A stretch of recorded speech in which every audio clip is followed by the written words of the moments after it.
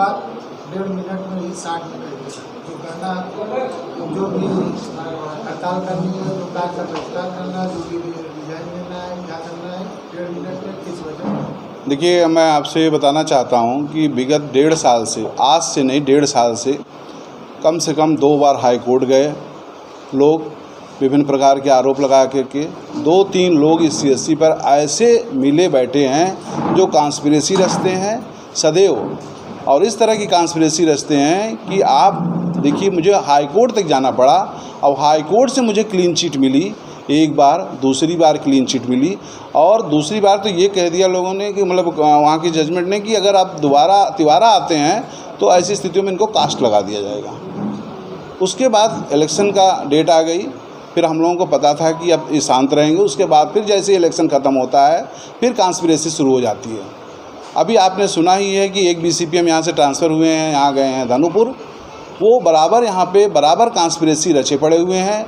अब उन्होंने ले आकर के CHO को खड़ा कर दिए हैं। CHO आप देख ही रहे हैं, विभिन्न प्रकार के आरोप लगाए जा रहे हैं 20 दिन से।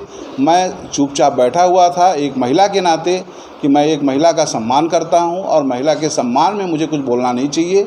हाँ, उनको पीड़ा है तो प्रॉपर चैनल उनके अपने पीड़ा को रख सकती थी, लेकिन ना उन्होंने यहाँ मुझे कोई लिखित दिया और ना ही मुख्य चिकित्सा अधिकारी महोदय को दिया। विभिन्न प्रकार के वीडियो वायरल करती रहती हैं जो एक CSC की गरिमा के लिए बहुत क्षतिपूर्ण है। मुझे तो इस शर्मिंदगी तक आना पड़ा कि मैं अगर ऐसा पड़े तो मैं अधीक्षक पद के साथ साथ मैं अपनी नौकरी भी रिजाइन करने को तैयार खड़ा हूं, और आज मैं ले जा कर के मुख्य चिकित्सा अधिकारी महोदय के सामने ये समर्पित करूंगा। ऐसा क्यों किया जा रहा है हम लोगों द्वारा? ऐसा इसलिए कि एक CHO जो नंगा नाच नाच रहा है और हमारे मुख्य चिकित्सा अधिकारी महोदय और हमारे डिप्टी CMO उसकी जांच नहीं कर सकते, जबकि 1 हफ्ते से मैं लिख के दिया हूं, उसकी जांच करके उसकी सलूशन को नहीं निकालेंगे। उनकी क्या समस्या है आप सुन लीजिए, मैं नहीं सुन रहा हूं।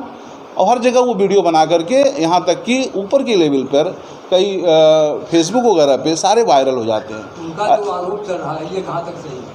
उनके आरोप जो हैं बिल्कुल निराधार हैं। अगर वो कोई आरोप है उन पे तो पहली बात तो साक्ष्य ले आए, जो उन्होंने जैसा बताया है कि लोगों को पैसा ले लेते हैं, लोग CL के पैसे देते हैं। आज मेरे साथ इतने CHO बैठे हैं, ये देखिए आप, ये सब CHO हैं।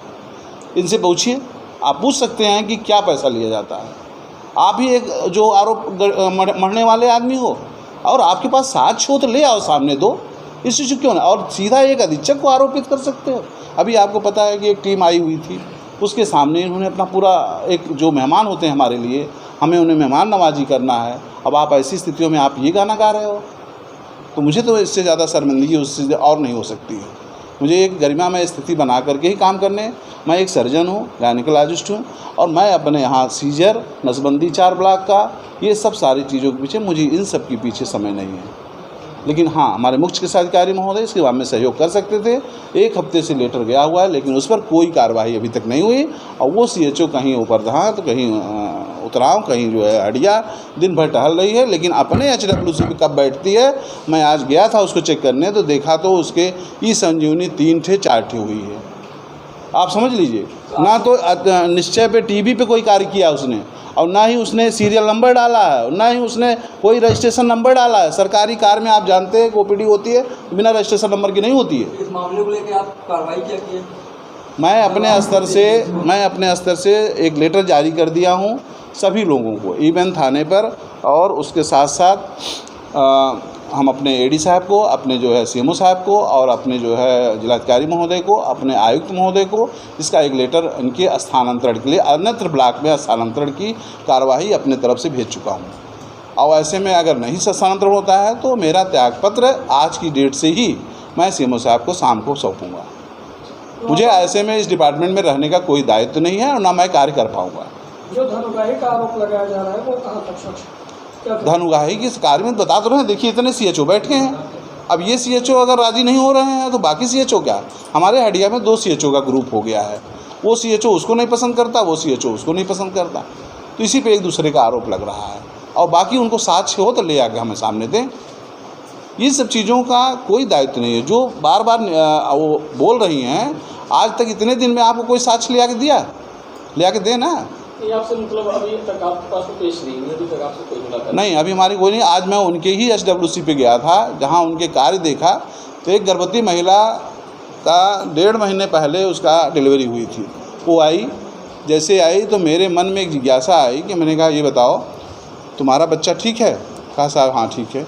तो ये जो हमारी SWC की CHO हैं उनको भी HBNC का विजिट करना पड़ता है, बच्चे को जाकर के कम से कम 2-3 बार देखना पड़ता है। हमने उसी से पूछ लिया कि हमने कहा ये बहन जी जाती हैं? उसने कहा नहीं भैया, एक बार नहीं गई।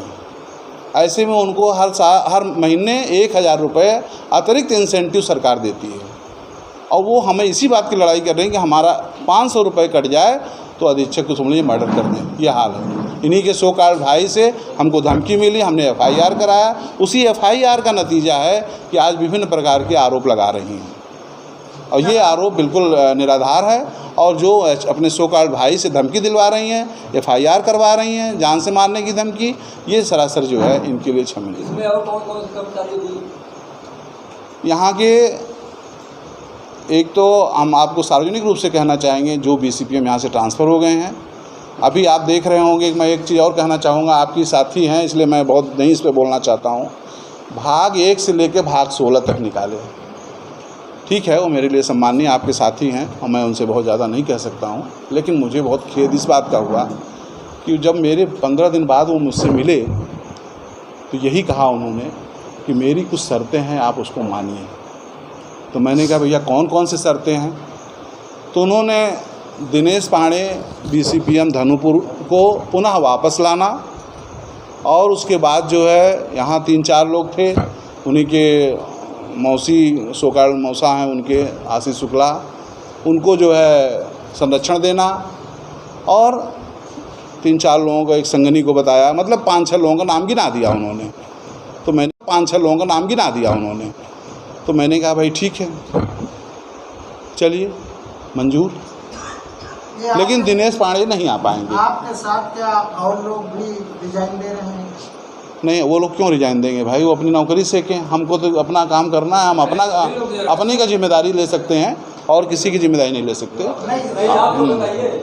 ठीक है, नहीं सब लोग देंगे, नहीं सब लोग देंगे, सब लोग देंगे सर? हम सब लोग केवल देंगे, सब लोग देंगे, सब लोग देंगे, सब लोग देंगे, सब लोग देंगे, सब लोग देंगे, सब लोग देंगे, आप बोलिए, आप भर दे। सब लोग देंगे। हाँ तो ठीक है। फिर मैं आपको बता रहा हूँ, फिर आप आगे सुनिए। शाम को मेरे पास फ़ोन आता है कि डॉक्टर साहब आप 20,000 रुपये हमको दे दीजिए।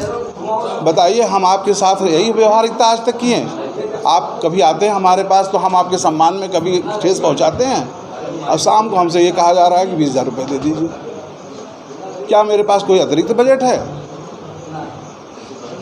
तो ऐसे में ये सब क्रियाकलाप करना और बार बार अधीक्षक के पद की गरिमा को ठेस पहुंचाना, ये कहीं शोभा नहीं देता है। Thank you.